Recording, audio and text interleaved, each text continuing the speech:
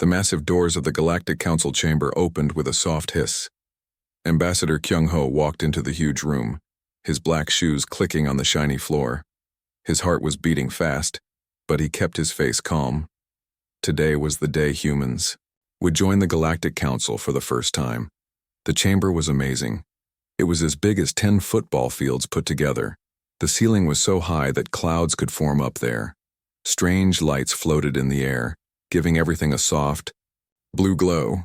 Around the circular room sat the representatives of 12 different alien species. Kyung-ho had studied each species for months, but seeing them in person was still shocking. The Vorthak looked like giant walking crystals, their bodies made of clear, sharp-edged stone that caught the light and threw rainbows everywhere.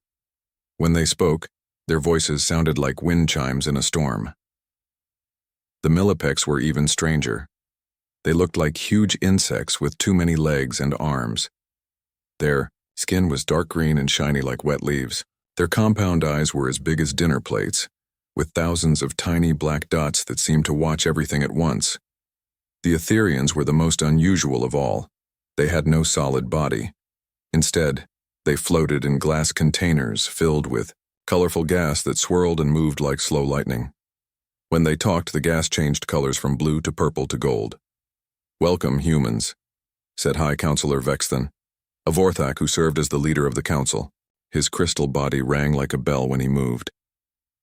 "We are very interested to learn about your species." Kyung-ho bowed politely. "Thank you for accepting us. We are honored to join this great council." The other aliens whispered among themselves. Kyung-ho could not understand their languages, but his translator device picked up words like small, weak, and soft. He tried not to feel insulted. "Tell us about your world," said Counselor Zithra, a Millipex whose voice buzzed like a giant bee. "What makes humans special?" Kyung-ho smiled and pressed a button on his device. A hologram appeared in the center of the room. It showed Earth spinning slowly, blue and green and beautiful. "Our world is called Earth," he said. "We share it with many other life forms. We call them animals." The hologram changed to show a small fluffy cat sitting in a sunny window. The cat was orange and white with big green eyes. It yawned and stretched, then curled up for a nap. Several aliens made sounds of confusion. The Etherian's gas swirled faster, changing from blue to yellow. "This creature," said High Counselor Vexthan, "it is very small. Does it serve any purpose?" "Well," Kyung-ho said, "we keep them as companions. We call them pets.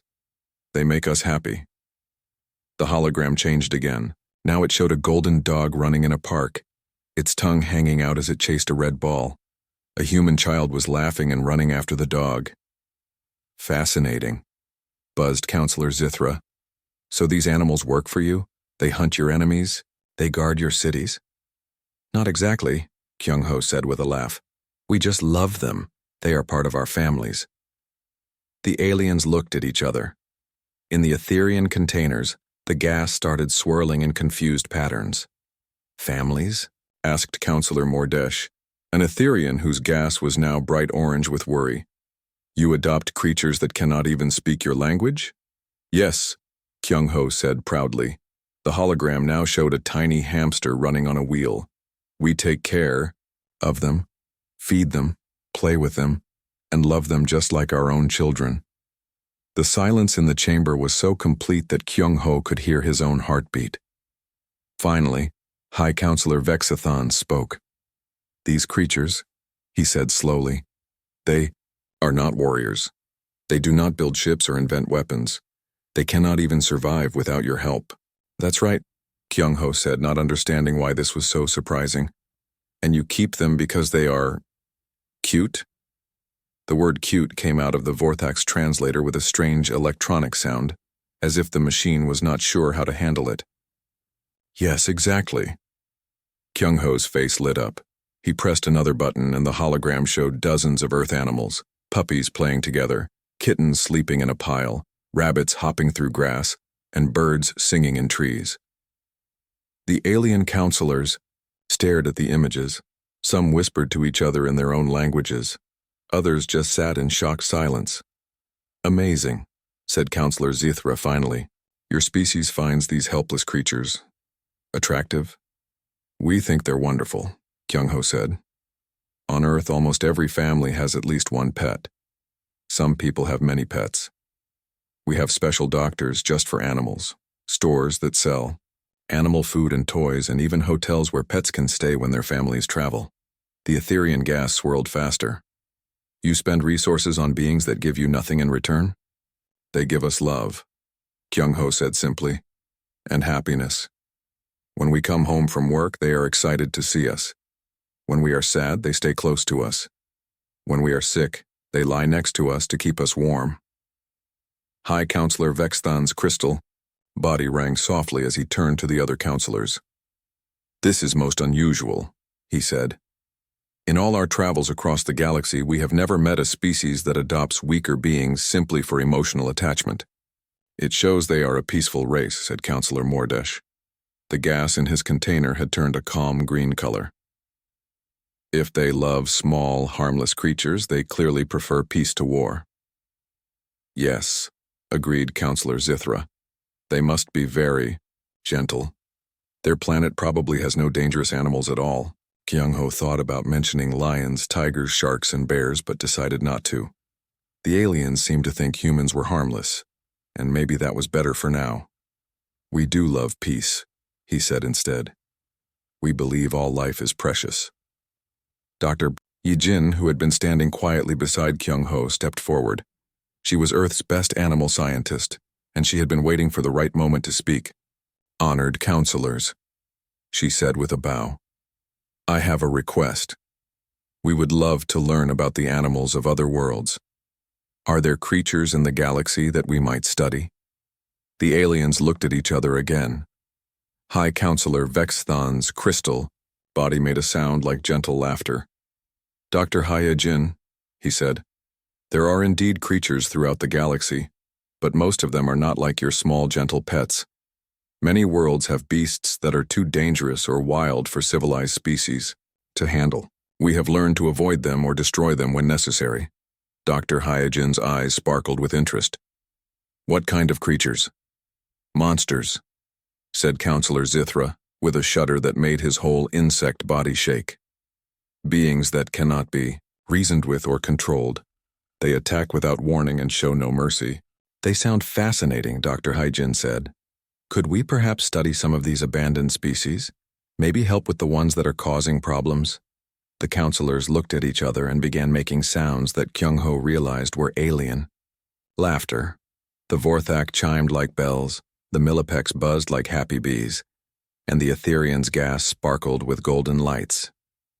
My dear humans, said High Counselor Vexthan with fond amusement, you want to study the galaxy's most dangerous predators because you think they might be cute. We believe every creature deserves a chance, Dr. Hyejin said seriously. The laughter grew louder. High Counselor Vexthan waved one crystal hand, and the sound slowly died down. Very well, he said, still chuckling. We grant you permission to study these creatures. But be careful, gentle humans. Not everything in the galaxy is as harmless as your little cats and dogs.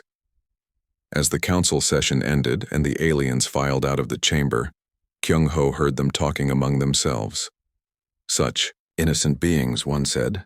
They will learn quickly that the galaxy is not like their peaceful Earth, said another. At least they cannot cause much trouble with their love of small, cute animals, said a third. Kyung-ho and Dr. Hyejin walked out of the chamber together. Neither of them mentioned that they had not told the council about Earth's wolves or about how humans had turned those wild predators into loyal dogs over thousands of years. Some things they thought were better discovered than explained. 6 months after the council meeting, Captain Wubin stood on the bridge of the research ship Harmony. He looked out at the dead world of Kethmore through the thick glass window. The planet was black and cold, with no sun to warm it. Strange. Purple lightning danced across its surface, but there was no sound in the empty space around them.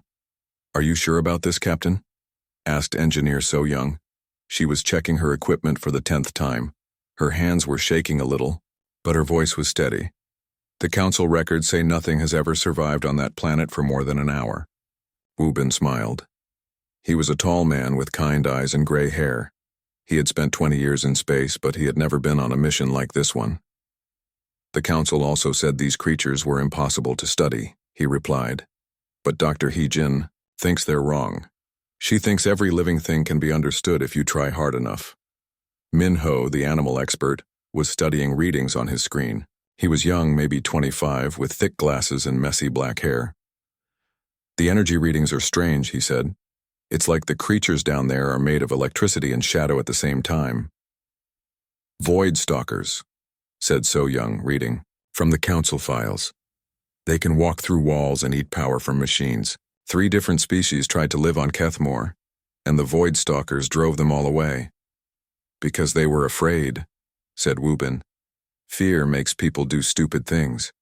We're going to try something different. The Harmony landed on Kethmore, with a soft bump. The ship's lights were the only bright spots on the dark planet. Outside, the purple lightning was getting stronger, as if the planet knew they were there. Life signs, said Min-ho, looking at his scanner. Something big is moving toward us. Make that 3 somethings. They're coming fast.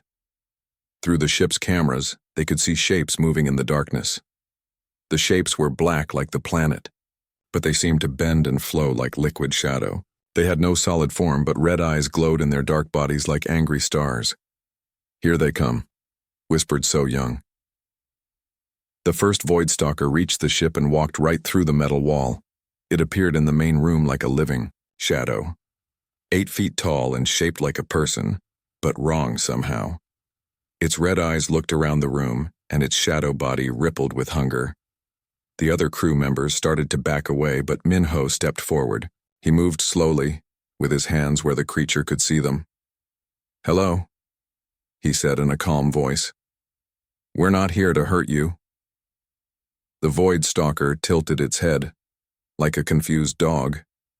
It made a sound like wind through empty caves. Min-ho reached into his pocket and pulled out a small device.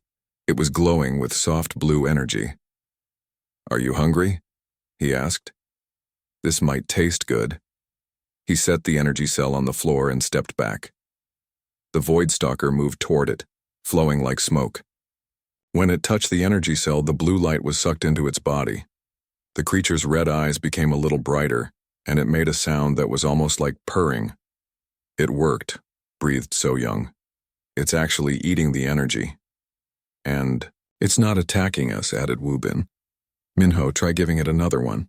For the next hour, Min-ho fed energy cells to the 3 void stalkers that had entered the ship. The creatures began to follow him around, like giant shadow pets. When he sat down, they gathered around him in a circle. This is amazing, said Min-ho, reaching out slowly to touch one of the creatures. His hand went right through its shadow body, but he could feel something cold and electric. They're not evil monsters. They're just hungry and lonely. Lonely? Asked So-young. Look, at them, Min-ho said. They live on a dead planet with no light, no warmth, and no food except for the rare ships that visit. Of course they attack, they're starving. But when you give them what they need and treat them with respect, they become curious instead of angry. The largest void stalker was now following Min-ho everywhere he went. When he walked to the other side of the room, it flowed along beside him like a faithful shadow. I think it likes you, said Wubin with a laugh. 2 weeks later, the Harmony was orbiting the volcanic planet Skoros. The world was covered in red-hot lava and poisonous gas clouds. It was so hot that most ships could not even get close to it. Plasma worms, said So-young, reading the council files again. They breathe fire hot enough to melt spaceship hulls. They destroyed 2 mining colonies before the planet was declared off-limits. How many are down there? Asked Wubin. Hundreds, said Min-ho, maybe thousands. They live in the lava tubes under the surface. Dr. Ji-won, the ship's doctor, was studying the planet through a telescope. She was a small woman with bright eyes and steady hands. The patterns are interesting, she said. Look at how they move. On the screen they could see long, snake-like creatures swimming through the lava like fish in water. They were beautiful in a dangerous way, with scales that glowed red and orange and yellow like living fire. They're not just hunting. Ji-won, continued. See how they swim together? And how the smaller ones stay close to the bigger ones? I think they're families. Families? Asked So Young. Parent and children, said Ji-won. The mining colonies probably built their bases right on top of plasma worm nesting grounds. The creatures were just protecting their babies. It took 3 days to capture a single plasma worm. They used a special container that could hold the creature's incredible heat. The worm was angry at first, breathing fire so hot that it turned the inside of the container white hot. But Ji-won noticed something important. When the worm was alone, it became sad. It stopped breathing fire and curled up in a corner of the container like a sick snake. It misses its family, she said. We need to get more of them. More? Said So Young. One of those things could destroy our ship. Not if we're careful, said Ji-won, and not if we give them what they need. By the end of the week, they had 5 plasma worms in special containers. The creatures had stopped trying to burn their way out. Instead, they pressed against the walls of their containers, trying to touch each other. Ji-won convinced the captain to connect the containers so the worms could be together. As soon as they could touch each other again, the creatures became calm and happy. They curled around each other like sleeping cats, their scales glowing with warm, peaceful light.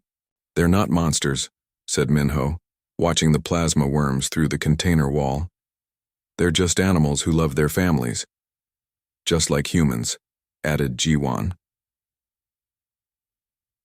Back on Nexus Prime, the Galactic Council was getting reports about the human research ship. The reports were confusing and hard to believe. They captured Void Stalkers, said High Counselor Vexthan. His crystal body was ringing with surprise. Alive? Not just captured, said Counselor Zithra, reading from the report. The creatures are apparently following the humans around like pets. The humans call them shadow buddies. And they have plasma worms in their ship? Asked Counselor Mordesh. The gas in his container was swirling with confusion.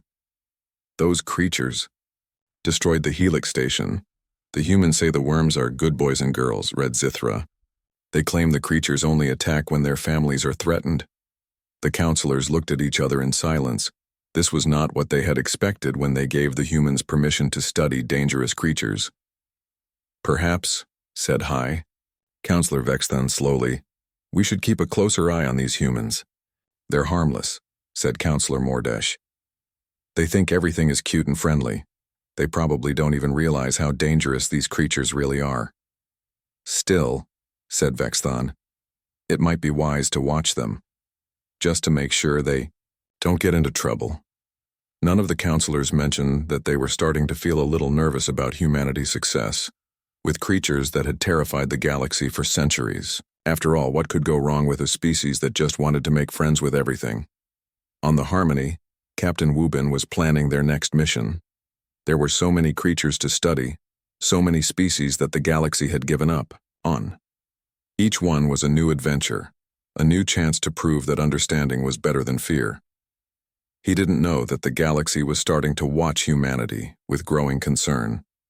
He was too busy planning how to help the next group of monsters that needed a family. Tae-hyun was fixing the water pump outside his small house when the ground started shaking. He looked up at the orange sky of New Terra Colony and saw something that made his heart stop. A huge black shape was falling from the clouds, spinning and burning as it crashed toward the settlement. "Asteroid!" someone shouted from the main street. "Everyone get to the shelters!" People were running everywhere. Children cried as their parents picked them up and carried them toward the underground bunkers. The colony's warning sirens were screaming so loud that Tae-hyun could barely think. But he did not run to the shelters. Instead, he ran toward the edge of the colony, where the old research station stood empty. 6 months ago, Captain Wubin's team had brought a special delivery to New Terra, a creature that the rest of the galaxy called a quantum bear. The creature was in a large pen behind the research station. It was as big as a truck, covered in thick silver fur that seemed to shimmer and move even when the bear was standing still. Its eyes were deep blue, like looking into space itself. The Galactic Council files said quantum bears were the most dangerous predators in the known universe. They could disappear and reappear anywhere they wanted, and their claws could cut through the strongest metal. Everyone in the colony was afraid of the bear except Tae-hyun. He had been a military animal handler before coming to New Terra. He knew that scared animals were dangerous animals, but loved animals were loyal animals. "Hey, buddy," Tae-hyun called as he reached the pen. The quantum bear looked up at him with those deep blue eyes. "I know you're scared of the loud noises. I'm scared too." The asteroid was getting closer. Tae-hyun could see it clearly now. A chunk of rock and ice as big as a building, trailing fire as it fell toward the colony. It would hit in less than 2 minutes. "Buddy," Tae-hyun said, opening the pen door. "My family is down there. My wife Soo-jin and my little girl Yuna. They're in the shelter, but if that rock hits close to town, the shelters won't protect them." The quantum bear stepped out of the pen. Up close, it was even more impressive. Its silver fur sparked with tiny lights like stars. When it breathed, the air around it seemed to bend and twist. "Can you help us?" Tae-hyun asked. "Please?" The bear looked at him for a long moment. Then it looked up at the falling asteroid. Something changed in its blue eyes. They became brighter, more focused. The quantum bear disappeared. 1 second it was standing next to Tae-hyun, and the next second it was gone. Tae-hyun looked up at the sky and saw something impossible. The bear was floating next to the asteroid, high up in the orange clouds. Its fur was glowing bright silver against the dark rock. The bear reached out with one massive paw and touched the asteroid. There was a flash of blue light, and both the bear and the asteroid vanished. For a moment, everything was quiet. The sirens stopped. People stopped running. Everyone looked up at the empty sky. Then there was a loud crash from the empty desert, far away from the colony. A column of dust and smoke rose up from where the asteroid had hit the ground, miles from the nearest building. The quantum bear appeared next to Tae-hyun again. It was breathing hard, and its fur was dim and tired-looking. But its blue eyes were bright with something that looked like pride. "Good boy, buddy," Tae-hyun said, reaching out to pet the massive creature. The bear's fur was warm and soft, and it made a sound like a cat purring, but much deeper. "You saved everyone." Word of what happened spread quickly through New Terra colony. Within hours, everyone knew that the monster they had been afraid of had saved their lives. Children who had been too scared to go near the research station were now bringing the quantum bear gifts of food and flowers. Dr. Yoonji arrived on New Terra 3 days later. She was a scientist who studied how different species could become friends. She had heard about Tae-hyun and Buddy, and she wanted to understand what had happened. "This is remarkable," she said, watching Tae-hyun play with the quantum bear in the colony's main square. Children were sitting on the bear's back while it gently carried them around in circles. "According to every file we have, quantum bears are solitary creatures with no social instincts. They should not be able to form emotional bonds with other species." "Maybe the files are wrong," said Tae-hyun. He was throwing a large ball for Buddy to catch. The bear would teleport to wherever the ball was going to land, catch it, and teleport back to drop it at Tae-hyun's feet. "Or maybe," said Yoonji, "humans are different from other species in ways we don't understand yet." She stayed on New Terra for 2 weeks, studying the relationship between Tae-hyun and Buddy. What she learned changed everything she thought she knew about animal behavior. "It's not just training," she explained to the colony council. "Tae-hyun doesn't give Buddy commands, he talks to him like a friend. He shares his food, tells him about his day, even reads him bedtime stories when Buddy can't sleep." "Bedtime stories?" asked Mayor Jinwoo. "For a giant space bear?" "The bear listens to every word," said Yoonji. "And more than that, he understands. When Tae-hyun is sad, Buddy brings him small gifts. Pretty rocks, flowers, even lost tools from around the colony. When Tae-hyun's daughter Yuna had a fever last week, Buddy sat outside her window all night, keeping watch." On the other side of the colony, Dongwoo was having his own adventure. He worked as a security guard for the mining operation outside of town. His job was usually boring. Most days, nothing happened except dust storms and the occasional broken machine. But 3 weeks ago, Captain Wubin had delivered 6 nebula hunters to New Terra. The creatures looked like wolves, but bigger and stranger. Their fur was dark blue with silver spots that looked like stars. They could breathe in space without any protection, and they could see heat from miles away. The Galactic Council files said nebula hunters were pack animals that attacked anything that moved. Several space stations had been evacuated because of nebula hunter attacks. Dongwu saw them differently. He had grown up on a farm on Earth where his family raised dogs. He knew what a healthy, happy pack looked like, and he knew what scared, hungry animals looked like. The nebula hunters were scared and hungry. They're not attacking because they're evil, he told his supervisor. They're attacking because they don't have a territory or a pack leader. They don't know what they're supposed to do. His supervisor thought he was crazy, but Dongwu didn't care. Every day after work, he would sit near the nebula hunters' pen and talk to them. He brought them food, not the basic nutrient blocks that the research team had been feeding them, but real meat that he cooked himself. Slowly, the pack began to trust him. The largest nebula hunter, which Dongwu named Star, started coming to the fence when Dongwu arrived. Then the others followed. One night, Dongwu fell asleep near the pen after a long day of work. When he woke up in the morning, all 6 nebula hunters were lying around him, keeping him warm and safe while he slept. "They think you're part of their pack now," said Yunji when she heard the story. "This is incredible. These creatures have never shown this kind of behavior before." 2 days later, the nebula hunters proved their worth. Dongwu was working late at the mining station when Star appeared next to him, making urgent whining sounds. "What is it, boy?" Dongwu asked. Star ran toward the edge of the colony, then stopped and looked back at Dongwu. The other 5 nebula hunters appeared from different directions, all acting nervous and alert. Dongwu followed them into the desert. His heat scanner was showing nothing, but the nebula hunters were clearly sensing something dangerous. They led him to a ridge overlooking the colony, and there he saw what had alarmed them. A massive dust storm was coming toward New Terra. It was twice as big as any storm the colony had ever seen, and it was moving fast. The colony's weather sensors had not detected it yet, but the nebula hunters' superior senses had picked up the danger hours early. Thanks to the early warning, the colony had time to prepare. They secured all the buildings, brought the children inside, and activated the emergency shields.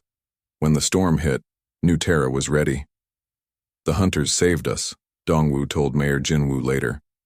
"They could have stayed safe in their pen, but they came to warn us about the danger." A week later, a Vorthak diplomatic ship arrived at New Terra colony.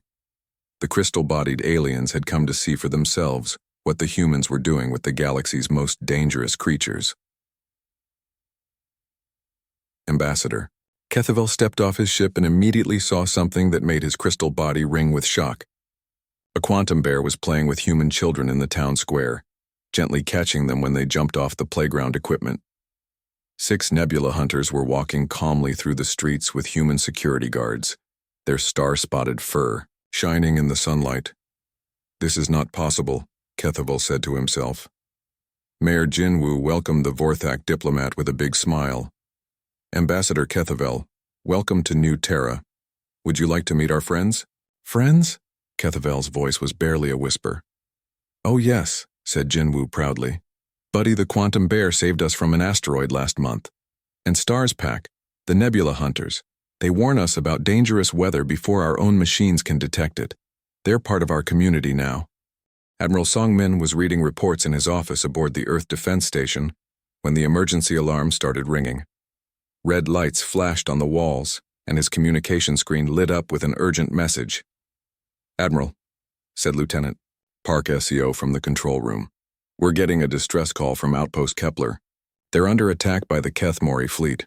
Songmin stood up quickly. Outpost Kepler was humanity's newest research station, built on the edge of Kethmori space. The Kethmori were a warrior species that looked like giant metal crabs with too many arms. They had been angry about humans moving into their territory, but no one expected them to actually attack. "How many ships?" asked Songmin. 12 war cruisers and a battle station," replied Park Seo. "The Kethmori are saying the humans are dangerous weapon makers who must be stopped before they threaten the galaxy." Songmin almost laughed. Weapon makers. The humans at Outpost Kepler were scientists studying space creatures.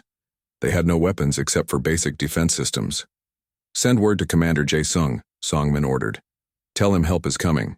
But even as he gave the order, Songmin knew it was probably too late. The nearest human warship was 3 days away. Outpost Kepler would have to defend itself. At Outpost Kepler, Commander Jae-sung was watching the Kethmori fleet approach on his main screen. The enemy ships looked like giant metal spiders floating through space, their weapons glowing red in the darkness. "Sir," said his communications officer, "the Kethmori commander is demanding we surrender. He says we're creating unnatural alliances that threaten galactic peace." Jae-sung looked around his small command center. Outpost Kepler was not a military base. It was a research station with thin walls and weak shields. Most of his crew were scientists, not soldiers, but they were not defenseless. "Send a message to our friends," Jae-sung said calmly. "Tell them we need help." Behind the station, in the vast space dock, 5 creatures floated in the darkness. They looked like giant, flying rays with wings that stretched wider than a city block. Their skin was silver and blue, covered in patterns that glowed like stars. These were stellar mantas, creatures that could swim through space as easily as fish swim through water. The Galactic Council files said stellar mantas were impossible to approach. They lived in the deepest parts of space, where no ship could follow. They could create their own wormholes and travel faster than any known technology. Several exploration fleets had been lost trying to capture just one, but the humans at Outpost Kepler had done something different. Instead of trying to capture the mantas, they had simply offered friendship. Dr. Yoon Seo had spent 2 years developing a way to communicate with the creatures. She discovered that stellar mantas were not animals at all. They were intelligent beings with complex emotions and social bonds. They had been alone in deep space for so long that they had forgotten how to trust other species. The humans changed that. They brought the mantas food, played music for them, and treated them like honored guests instead of research subjects. In return, the mantas had chosen to stay near the station, curious about these strange new friends. Now, as the Kethmori fleet approached, the stellar mantas could sense their human friends were in danger. "Kethmori fleet, this is Commander Jae-sung of Outpost Kepler," he said into his communicator. "We are a peaceful research station. We have no weapons and pose no threat to you." "Lies," came the angry reply. The Kethmori commander's voice sounded like metal scraping against stone. "You have turned the galaxy's monsters into your slaves. You must be destroyed before you corrupt more innocent creatures." "We have not turned anyone into slaves," Jae-sung said patiently. "We have simply made friends." "Impossible." "The stellar mantas bow to no one. Yet our spies report they follow your commands like trained pets." Jae-sung sighed. The galaxy still did not understand. Humans did not give commands to their creature friends. They asked for help, and their friends chose to give it. The first Kethmori ship fired its plasma cannons. Bright red beams of energy struck Outpost Kepler's shields, making the whole station shake. Warning alarms started ringing throughout the base. "Shields down to 60%. reported the station's engineer. "All ships attack," ordered the Kethmori commander. "Destroy the humans before they can release their monsters." 12 enemy ships opened fire at once. The space around Outpost Kepler lit up with weapon fire. The station's shields flickered and began to fail. Then space itself seemed to tear open. 5 wormholes appeared around the Kethmori fleet, each one glowing with blue and silver light. The stellar mantas emerged from the wormholes like avenging angels, their massive wings spread wide, their star patterns blazing with power. The Kethmori ships immediately stopped firing and tried to turn away, but they were too slow. The stellar mantas moved faster than thought, swimming through space with impossible grace. But the mantas did not attack the way the Kethmori expected. Instead of charging in with brute force, they moved with careful purpose. One manta appeared behind the lead Kethmori ship and wrapped its wings around the vessel, holding it gently but firmly. The ship's weapons stopped working, but the hull was not damaged. Another manta created a small wormhole right in front of a group of enemy ships, causing them to fly into empty space far from the battle. A third manta somehow made the targeting. Systems of 4 ships stopped working, leaving them flying in circles. "This is impossible," shouted the Kethmori commander. "How are they doing this? How are they working together?" Dr. Yoon Seo, watching from the station's control room, smiled sadly. "Because they're not just animals," she said to herself. "They're people, and people protect their friends." The battle was over in less than 10 minutes. Not a single Kethmori ship was destroyed, but none of them could fight anymore. The stellar mantas had disabled the entire fleet without killing anyone. One of the mantas, the largest one that the humans called Stardancer, floated up to Outpost Kepler's main window. Through the glass, Commander Jae-sung could see the creature's large, intelligent eyes. Stardancer made a sound like singing whales, which the station's computer translated into human language. "Are you hurt, small friend?" The translation read. "We are safe," Jae-sung replied through the communicator. "Thank you for protecting us." "Always," Stardancer sang back. "Family protects family." The Kethmori commander requested permission to speak with the human leader. He sounded confused and frightened. "Human," he said when Jae-sung answered. "What have you done to the stellar mantas? How did you make them fight with such intelligence?" "We didn't make them do anything," Jae-sung explained. "We asked for their help and they chose to give it, just like any family would." "Family?" The Kethmori's voice was barely a whisper. "You call these creatures family?" "Yes," said Jae-sung simply. "And they call us family too." There was a long silence. Finally, the Kethmori commander spoke again.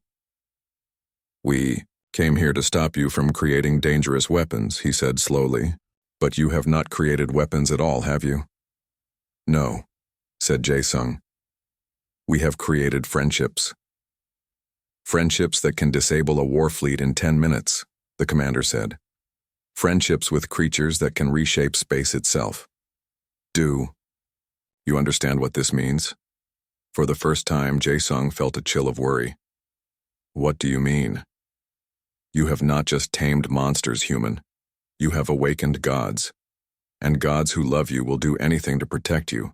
The Kethmori fleet left without another word, carrying news that would shake the galaxy to its core. Back on Nexus Prime, the Galactic Council was in emergency session. Reports were coming in from across the galaxy about human colonies defended by creatures that should have been impossible to control.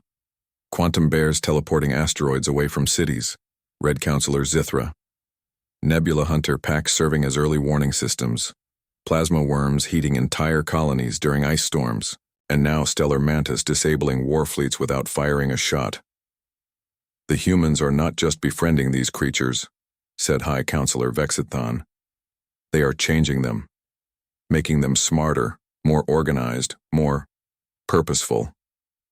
"What if," said Counselor Mordesh quietly, "what if these creatures were always intelligent? What if we simply never tried to communicate with them?" The chamber fell silent. It was a terrible thought, that the galaxy had been destroying intelligent species for centuries, calling them monsters because they had never tried to understand them. "If that is true," said Vexthon, "then humanity has not created a new threat. They have revealed an old truth that we were too afraid to see." "And now," added Zithra, "that truth has decided to protect them, whether we like it or not." In the depths of space, more creatures were stirring. Species that had been hiding from galactic civilization for millions of years were hearing whispers about these strange humans who offered friendship instead of fear. Soon, they would come looking for these humans, and the galaxy would learn just how many monsters had been waiting for someone to simply say hello. The emergency session of the Galactic Council had been going on for 6 hours. The great chamber was filled with worried voices speaking in dozens of languages. Ambassador Kyung-ho stood in the center of the room, no longer looking like the innocent diplomat who had first walked through these doors 2 years ago. Beside him stood General Hua Young, a stern woman with silver hair and bright eyes. Next to her, a void stalker moved like living shadow, its red eyes watching every alien in the room. The creature's presence made many counselors nervous, but it stayed perfectly calm. responding only to the general's quiet hand signals. "Honored counselors," Kyung-ho said in a clear voice, "you called this emergency session to discuss humanity's relationships with what you call dangerous creatures. We are here to answer your questions." High Counselor Vexthon's crystal body rang like a bell as he leaned forward. "Ambassador, we must speak plainly. Your species has formed alliances with beings that have terrorized the galaxy for millions of years. The Kethmori attack on Outpost Kepler proved that these creatures can work together in ways we never thought possible." "With respect," said Kyung-ho, "the stellar mantas at Outpost Kepler were not working for us. They were working with us. There is a difference. A difference that allows them to disable entire war fleets," buzzed Counselor Zithra. "How do we know humanity will not use these creatures to conquer other species?"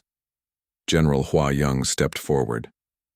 "Because," she said calmly, "that is not who we are." Her Voidstalker companion flowed closer to her side, not in a threatening way but like a loyal dog staying close to its owner. Several counselors moved back in their seats. "The creature beside you," said Counselor Mordesh, his gas swirling. With anxiety, "it could kill everyone in this room before our guards could react." "Yes," agreed Hua Young. "Shadow could do that, but he won't, because I would not want him to. And he cares more about what I want than about what his instincts tell him to do." "That is exactly what frightens us," said Vexthon. "You have turned apex predators into willing servants." "No," said a new voice from the chamber entrance. Dr. Hai Jin walked in, followed by Dr. Inho and a creature that made every alien in the room gasp. The plasma worm was 20 feet long and glowed with inner fire.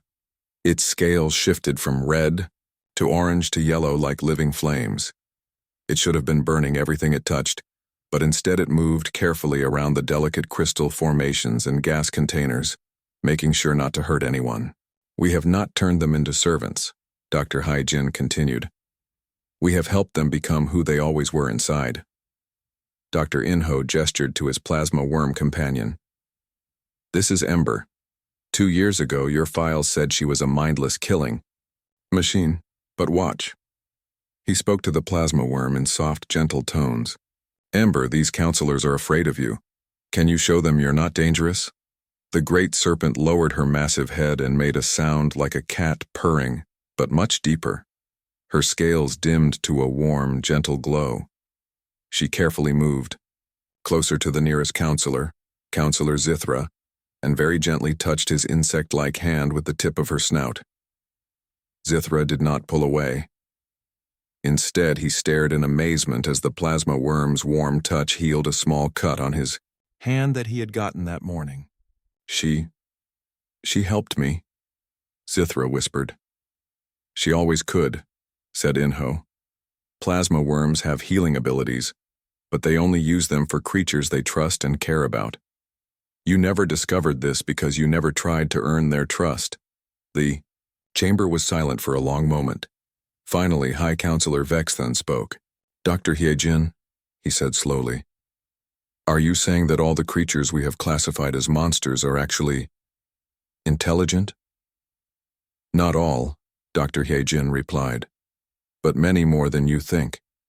The problem is that most species in the galaxy approach unknown creatures with fear and weapons. When you attack something, it attacks back. But when you approach with friendship and respect, you often get friendship and respect in return. But some of these creatures have destroyed entire colonies," protested Counselor Mordesh. "Yes," agreed Dr. Hyejin sadly, "because those colonies built their homes on creature nesting grounds or hunted their young or poisoned their food sources. The creatures were defending themselves, just like any intelligent being would." She activated a holographic display that showed dozens of different creatures. "We have studied over 200 species that the galaxy calls monsters. Nearly half of them show signs of advanced intelligence, complex emotions, and social structures. They attack only when threatened, and they stop attacking when the threat is removed." "What about the other half?" asked Zithra. "Some are genuinely dangerous and cannot be reasoned with," Dr. Hyejin admitted. "But others are just lonely. They have been alone in space for so long that they have forgotten how to communicate. They attack because they don't know how to ask for help. General Hua Young stepped forward again. The galaxy has spent millions of years trying to destroy these creatures or avoid them. Humanity tried something different. We tried to understand them. And in understanding them, added Kyung Ho, we discovered that many of them were just like us, intelligent beings who wanted safety, companionship, and purpose. Counselor Mordesh's gas swirled thoughtfully. But surely you must see how this appears to other species. Humans arrive in the galaxy, and within 2 years they command the loyalty of creatures that have been our nightmares for millennia. We don't command their loyalty, said a young voice from the back of the chamber. Everyone turned to see Tai Hyun walking in with his daughter Yuna. Beside them, moving with careful grace, was Buddy the quantum bear. The massive creature's silver fur sparkled with starlight, and its blue eyes were calm and intelligent. "Papa," Yuna said in her small voice, "why do the crystal people look scared?" "They're not used to seeing friends like Buddy," Taehyun explained gently. Then he looked up at the counselors. "My daughter has grown up with Buddy. To her, he's not a monster or a weapon. He's just part of our family." Yuna ran up to the quantum bear and hugged his massive leg. Buddy bent down and gently nuzzled the little girl with his huge head, making a sound like distant thunder mixed with purring. "Buddy saved our whole colony from an asteroid," Yuna announced proudly to the amazed counselors. "And when I was sick, he sat by my window all night to keep me safe." The sight of a small human child playing fearlessly with one of the galaxy's most feared predators sent ripples of shock through the chamber. "This is what we don't understand," said High Counselor Vexthan. "How can creatures that have terrorized the galaxy for millions of years become babysitters?" "Because," said Taehyun simply, "we never saw them as monsters. We saw them as potential friends, and when you treat someone like family, they often become family." Dr. Inho activated another holographic display. This one showed human colonies across the galaxy, each one protected and helped by creatures that had once been considered too dangerous to approach. Void stalkers serving as night security guards, he narrated. Plasma worms providing heat during ice storms. Quantum bears moving dangerous objects away from populated areas. Stellar mantas carrying messages between colonies faster than any ship. Nebula hunters detecting threats that our sensors miss. "They're not weapons," added Dr. Haijin. "They're community members. They have jobs, friends, and responsibilities, just like any citizen." The counselors looked at each other in amazement and worry. Finally, Counselor Zithra asked the question they were all thinking. What happens now? How does the galaxy adapt to this new reality? Kyung-ho smiled. "That depends on you. You can continue to see these creatures as monsters and remain afraid of them, or you can learn from humanity's example and try to understand them." "We propose creating a new organization," said General Hua Young. "The Galactic Beast Wardens. Humans will work with other species to study, communicate with, and if possible, befriend the creatures that the galaxy has given up on." "And if some species refuse to participate?" asked Vexthan. "Then they refuse," said Kyung-ho with a shrug. "We will not force anyone to change their ways, but we will also not stop trying to help creatures that need help."